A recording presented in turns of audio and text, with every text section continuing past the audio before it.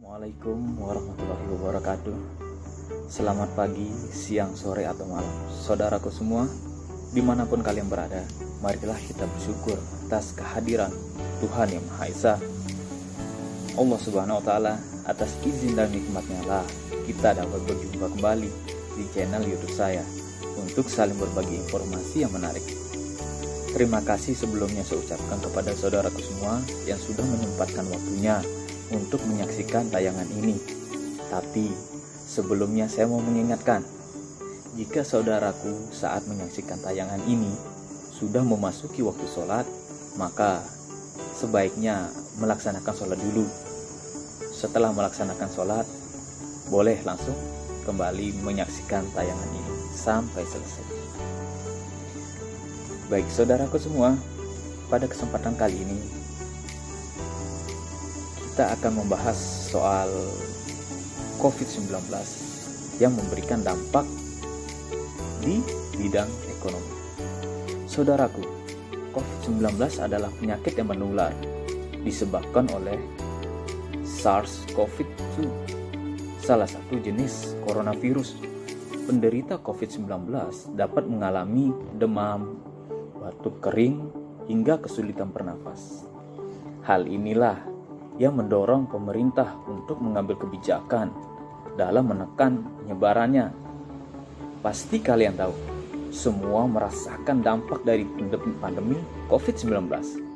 Semua kalangan, baik itu pekerja, pelajar, aparat, hingga ibu rumah tangga sekalipun, karena banyak kebiasaan kita yang harus kita ubah menyesuaikan dengan keadaan dan himbauan terkait COVID-19 ini. Salah satunya di bidang ekonomi. Pandemi ini memberikan beberapa dampak terhadap para pelaku usaha, termasuk IKM atau industri kecil menengah. Yang pertama, kesulitannya mereka dalam menemukan bahan baku. Kebijakan pembatasan mobilitas membuat sulitnya menjangkau bahan baku dan akhirnya terjadi kelangkaan. Persaingan dapat timbul dari kelangkaan tersebut. Bahkan hingga terjadi penimbunan bahan baku yang dilakukan oleh para oknum untuk meraup untung sendiri.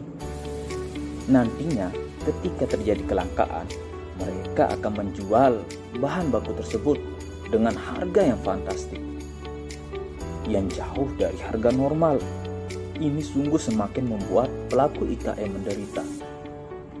Pembatasan ini juga menyulitkan para pelaku IKM dalam memasarkan atau mempromosikan barang produksi mereka.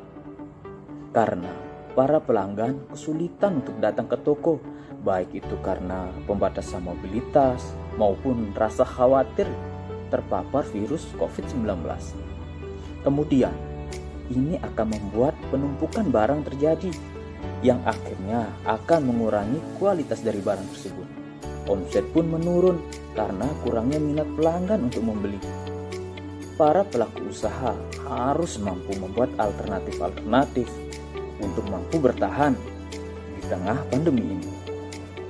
Langkanya bahan baku bisa disiasati dengan menghasilkan bahan baku sendiri, ataupun mengurangi jumlah produksi dan membuat alternatif bahan baku yang nantinya bisa digunakan tanpa mengurangi rasa, bentuk, ataupun fungsi dari hasil produksi tersebut.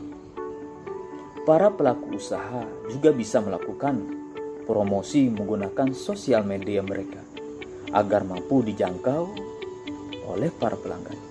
Karena pembatasan mobilitas akan mendorong seseorang untuk lebih sering menggunakan sosmed mereka dalam mengurangi kejenuhan mereka di rumah.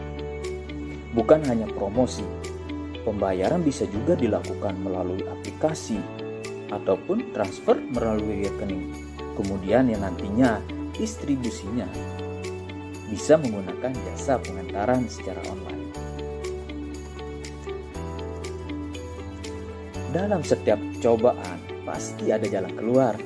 Kalau kita yakin, kita mau berusaha, semoga pandemi ini akan segera berlalu dan semua kembali berjalan dengan normal. Semua pasti banyak merindukan hal-hal yang tidak bisa kita lakukan atau tertunda pada saat pandemi, seperti healing atau dan lain-lainnya. Namun yakinlah, ini yang terbaik yang Allah Subhanahu wa Ta'ala, Tuhan semesta alam, berikan untuk hamba-Nya. Tetap semangat, jangan mudah menyerah, tetap produktif dan kreatif.